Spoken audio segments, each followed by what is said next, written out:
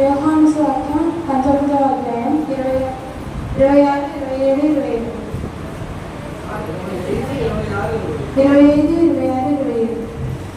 25, ఆయన తల్లి సహోదరియు క్లోప భార్య అయిన మరియయు మగ్దలేని మరియయు యేసు శిలువ వద్ద నిలిచింది.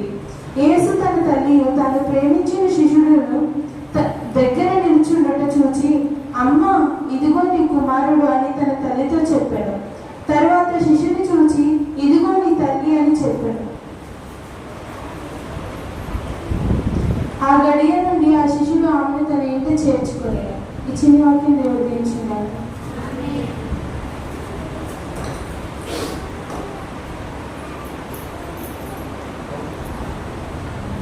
ప్రభువైన యేసుక్రీస్తు శిలువలో పలికిన మూడవ మాటగా,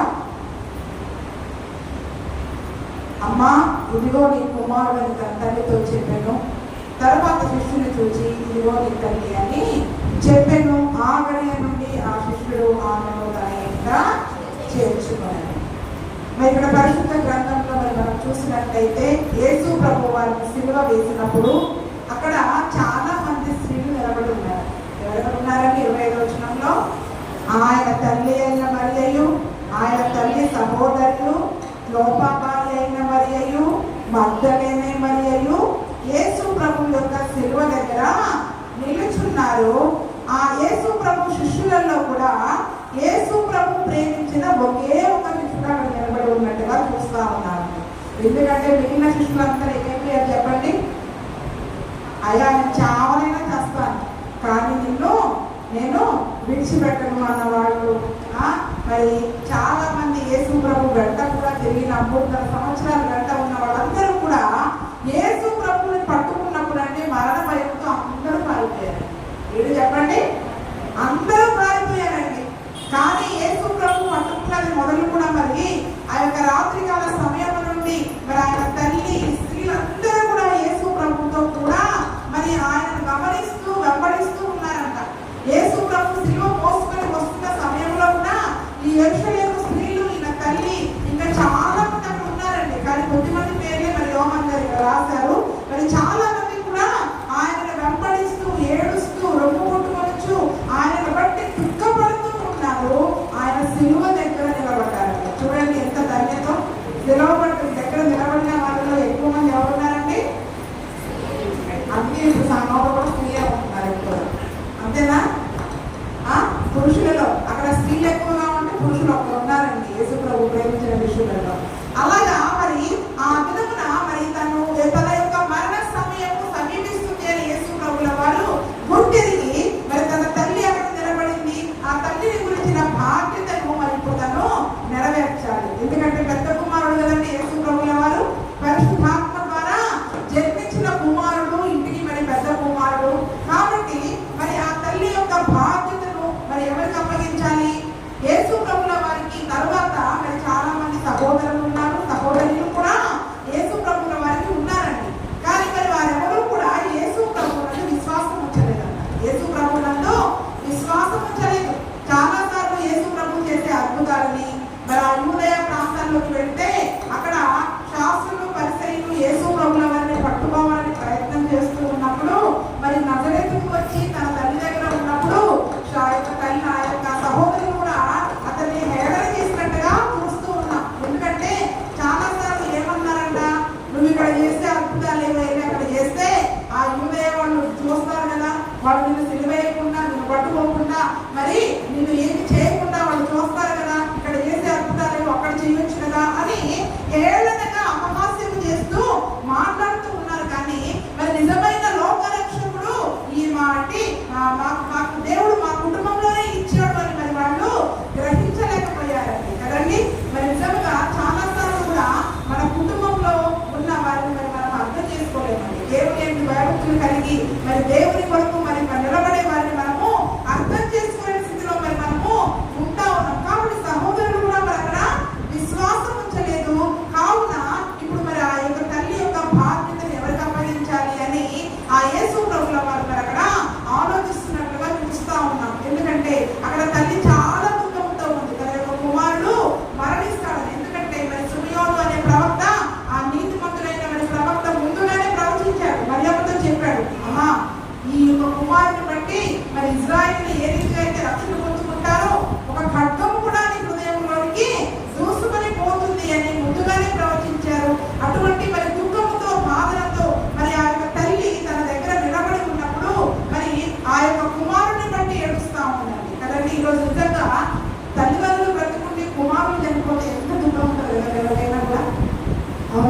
అయ్యో నీ బదులు నేను చచ్చిపోయినా బాగుంది. అబ్షాలోము అనే కుమారుడు చనిపోయినప్పుడు అండి దావీదు ఏమంటాడు, నీ బదులు నేను చనిపోయినా బాగుండేది, నేను పోయినా బాగుండేది. నిజంగా కుమారులను పోగొట్టుకున్న దుఃఖం ఎలా ఉంటుందంటే వారి బదులు నేను పోయినా బాగుండేది అన్నంత దుఃఖంతో బాధతో మరి అక్కడ ఉంటూ ఉన్నారు. కాబట్టి మరి నేడు చాలా మంది తల్లులు కూడా మరియా ఏ పరిస్థితి ఉన్నాయంటే వీళ్ళలో అటువంటి దుఃఖకరమైన పరిస్థితి ఉన్నా మరి చాలా వెళ్ళేవారుగా ఉంటూ ఉన్నారండి. అయితే మరి అక్కడ యేసు ప్రభువుల వారు కలువరి సిలువలో మరి తన తల్లి గురించిన బాధ్యతను తన శిష్యుడైన యోహానుకు అప్పగించినట్టుగా చూస్తా ఉన్నారు. ఎవరికి అప్పగించారండి? తన యొక్క బాధ్యతను నేను చనిపోతాను కదా, ఎవరైపోతే ఏంటి అన్నట్లుగా పట్టించుకోకుండా కాకుండా ఒక బాధ్యతగా మరి తన తల్లి విషయమై మరి యోహానుకు అప్పగించినట్టుగా చూస్తాము. ఎందుకు యోహానుకు అప్పగించాడండి? అక్కడ యేసు చెల్లి అయినా యేసు సహోదరి అయినా మరి సహోదరి కూడా నిలబడి ఉంది. అక్కడ మిగిలిన తమ్ముడు కూడా మరి ఉన్నారు. నమ్మకం విశ్వాసం ఉంచితే విశ్వాసం ఉంచుకోకపోతే మరి తల్లినైతే బాగా ఉంచుకుంటారు కదండి. తల్లి చూసుకోకుండా ఉంటారా? యేసు ప్రభు సంగతి పక్కన పెట్టారు. అవునా? యేసు ప్రభు నందు విశ్వాసం ఉంచినా ఉంచకపోయినా మరి తల్లి విషయంలో అయితే వాళ్ళు పొరపాటు చేయాలి కదా.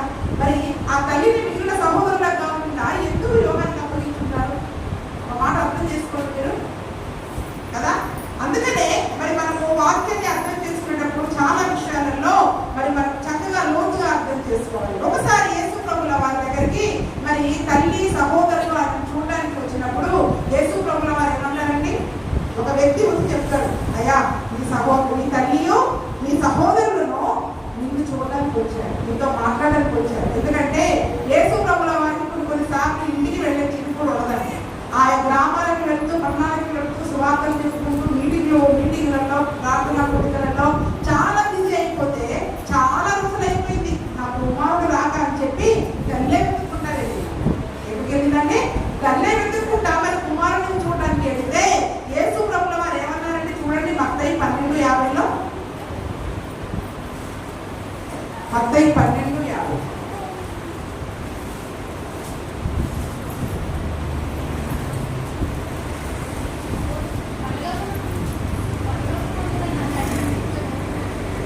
49 కూడా చదవమ్మా. 48 నుండి చదువు. అందుకైనా తనతో ఈ సంగతి చెప్పిన వారిని చూచి నా తల్లి ఎవరు, నా సహోదరులు ఎవరు అని చెప్పి తన శిష్యుల వైపు చేయి చాపి ఇదిగో నా తల్లి నా సహోదరుడు, పరలోకమందున నా తండ్రి చిత్తము చొప్పున చేయువాడే నా సహోదరుడు నా సహోదరియు నా తల్లియు అన్నాను. దేవునికి స్తోత్రం. తండ్రి చిత్తము చొప్పున చేసేవాడే నా తల్లి నా సహోదరుడు నా యొక్క ఆ సహోదరి. అది నా కుటుంబం, అది నా కుటుంబం కదండి. యేసు ప్రభుల వారి కుటుంబం ఏంటి చెప్పండి? ఇప్పుడు యేసు ప్రభు యొక్క కుటుంబంలో ఇప్పుడు మనం కూడా ఒక వ్యక్తులుగా ఉండాలి అంటే ఇప్పుడు మనం ఏం చేయాలి? తండ్రి చిత్త ప్రకారం చేయాలి. యేసు ప్రభుల వారు మరి తన తండ్రి యొక్క వాక్యమును ఏ రీతిగా నెరవేర్చడానికి ఈ లోక పాపములను మోసుకొని మన రక్షణ కొరకు ఏ రీతిగా అయితే కలువరి సిలువలో చనిపోవడానికి అయితే యేసు వచ్చారో అదే తండ్రి యొక్క చిత్తమును మరి యేసు ప్రభుల వారు మన పట్ల ఏ చిత్తమునైతే మరి కలిగి ఉన్నారో, ఏ ఉద్దేశాన్ని అయితే కలిగి ఉన్నారో ఆ ఉద్దేశాన్ని మనం చేసినప్పుడే ఎలా తెలుస్తాయి ఉద్దేశాలు? వాక్యం వింటున్నప్పుడు మనకు అర్థమవుతాయి.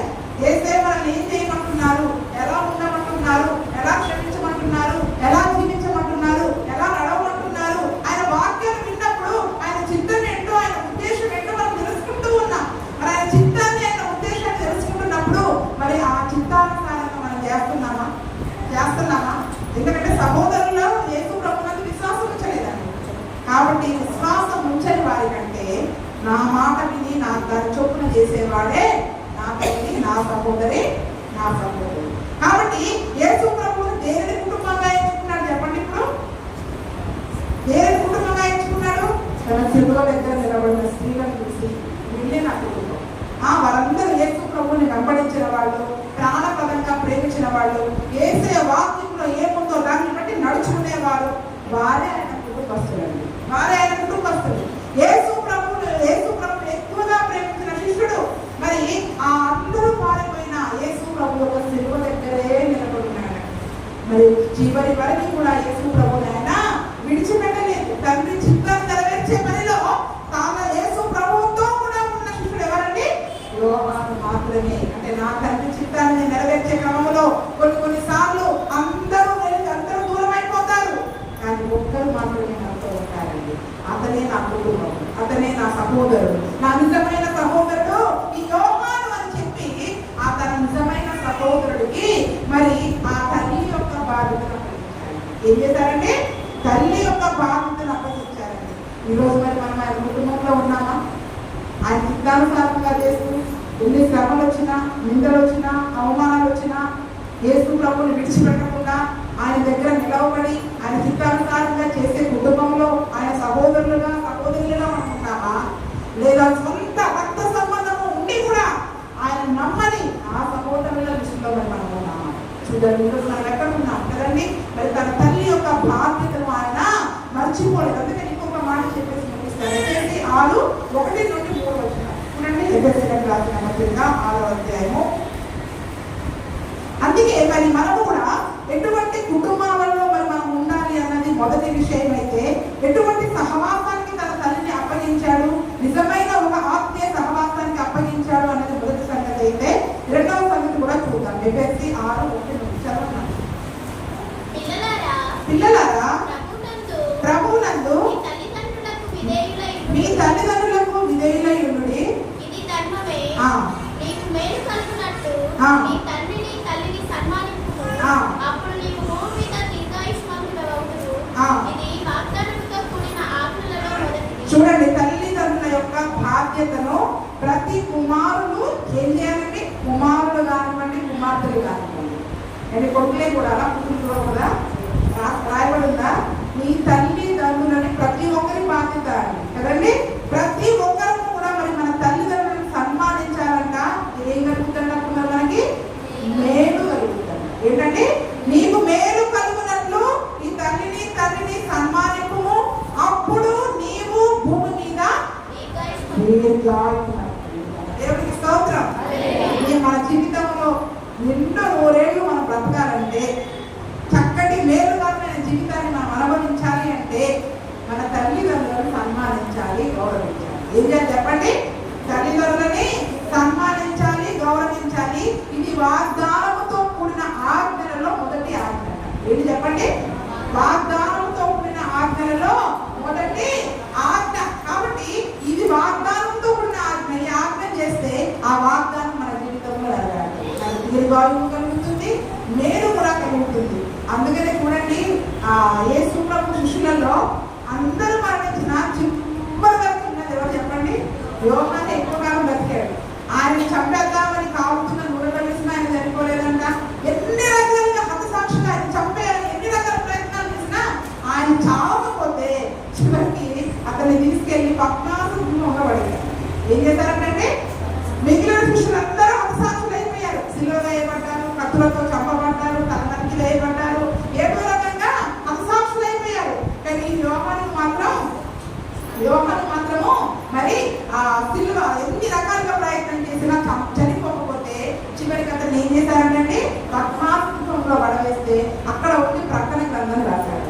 అంటే చూడండి, మరి తను కూడా తల్లిని చేర్చుకొని, యేసు ప్రభు మాటను బట్టి తల్లిని చేర్చుకొని ఆమెను సన్మానించి మరి ఆమెను గౌరవించినందుకు సహవాసంలో, అందుకనే మరి ఒక ఆత్మీయ సహవాసంలో దేవుడు మనందరినీ కూడా ఆయన చిత్తానుసారంగా చేసే కుటుంబంలో దేవుడు మనందరికీ కావాల్సిన ఆదరణ ఇస్తున్నాడండి.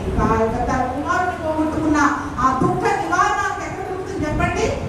ఇంటి దగ్గర రక్త సంబంధికులైతే ఏం చేస్తారు? మాటికి పొడుస్తుంటారు. నీ కొడుకు అలా చేశాడు, నీ కొడుకు ఇలా చేశాడు, నీ కొడుకు వల్ల ఇప్పుడు మేము మొహం లేదు మాకు, బయట పోతే వాళ్ళు అందరూ కూడా ఎంత ఘోర పాపం చేశాడో అందుకే సిలువ వేశాడని ఏం చేస్తున్నారని వీళ్ళు రక్త సంబంధికులు సొంతలు బాణాలతో పొడుస్తూ ఉంటారు తల్లి. కానీ ఆత్మీయ సహవాసంలో అటువంటి మాటలు ఉండవండి. అందుకనే మన నోరు ఎలా ఉండాలి? సాత్వికమైన నాలుక, ప్రేమ, కావలసిన ఆదరణ, నెమ్మది. అందుకనే మన కుటుంబంలో మనం ఎవరిని పోగొట్టుకున్నా ఒక చక్కటి దేవుని చిత్తానుసారముగా చేసే ఒక కుటుంబానికి, ఒక మందిరంలో మరి మనం కట్టబడిన వారముగా ఉంటే అది అటువంటి ఆదరణను, నెమ్మదిని మనం కలిగి ఉంటాం. తన తల్లి కూడా మరి ఆత్మరక్షణను పొందుకోవాలి, ఆ సహవాసం ద్వారా ఆ ప్రార్థనాత్మను పొందుకోవాలి, పరిశుద్ధాత్మను పొందుకోవాలి అని దేవుడు ఆశ కలిగి ఉన్నాడు.